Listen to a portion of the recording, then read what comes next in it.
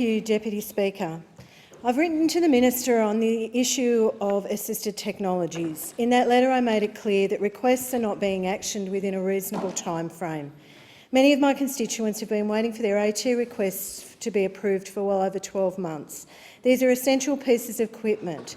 They are required for their everyday lives. Items like hearing aids, prosthetic limbs, car modification for wheelchair transport. There's no point in having a wheelchair if you can't get it in the car. My constituents are suffering every day whilst they wait, often with little or no communication from the NDIA. To add further stress, the quotes that they are providing are only valid for 3 months. However, the AT requests are not reviewed by the NDIS within that time period.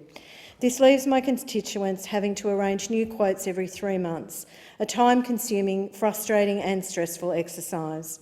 The majority of my constituents do not have a funded support coordinator, so they're relying on their support coordinators or themselves to arrange these quotes during their spare time, and for anyone who knows, that is very little.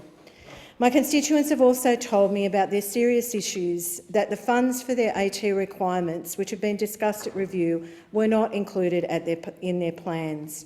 Local support coordinators have told me that ideally funding for AT should be included as an approved stated item in the plan. Requests for reviews are taking excessive time to process. According to reports from my constituents, often 6 to 9 months for the review to be actioned.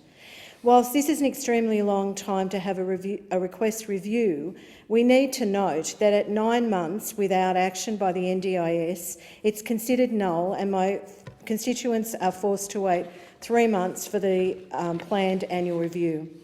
This makes submitting a review request completely redundant, another time-consuming and frustrating exercise. During this time period, my constituents are often using their funding as they feel necessary. As these review requests take so long to be actioned, they're depleting their approved funding. It's a dangerous game to be forced to play, as there is often no visibility of when or where their requests will be actioned. They may even run out of funding. Put yourself in their position. Imagine running out of funding and having no visibility or knowledge about when you may receive further funding. Not only have I had a number of constituents come to me about their own personal struggles with the NDIS, there are those who have come to me regarding their children. One of those mothers came to me about her 19-year-old son. In August 2018, she requested an urgent review of his plan to include specialist psychological services. She was contacted by the NDIA, given an email address if she needed support, as her son is considered priority at risk.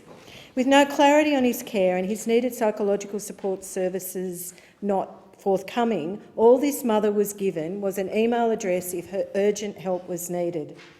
Another mother has come to me about her son who's 11 years old and has ROHHAD syndrome. This syndrome is a rapid onset obesity, hypothalamic dysregulation, hyperventilation and autonomic dysregulation. It's a rare, life-threatening syndrome. It means that the system which controls necessary life functions such as breathing and heartbeat are affected. This 11-year-old boy requires a ventilator. He has severe behavioural issues and often detaches himself from a ventilator. His mobility is rapidly decreasing and he is now housebound. It's too dangerous to take him outside or manoeuvre him without car modifications. He can't attend school or medical appointments.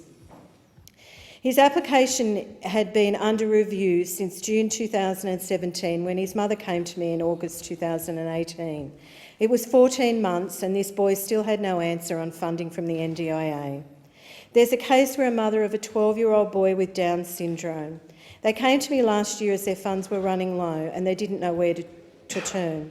She told me she received a call from the NDIS rep who effectively told her that she should be caring at home for her son and not working full-time, and if not, maybe her 16-year-old daughter should take on that job. This is an absolute disgrace. For the NDIA to tell a mother to go home and be a full-time carer or to put the responsibility on a teenager is sickening. I've also been working with one family over the last year.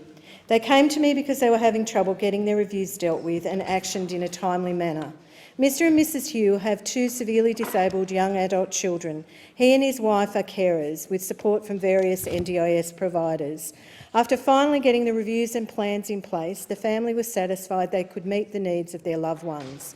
Unfortunately, a month ago, their major service provider wrote to them with no warning to tell them that they were no longer going to provide services to the family and that they had 3 months to find new services.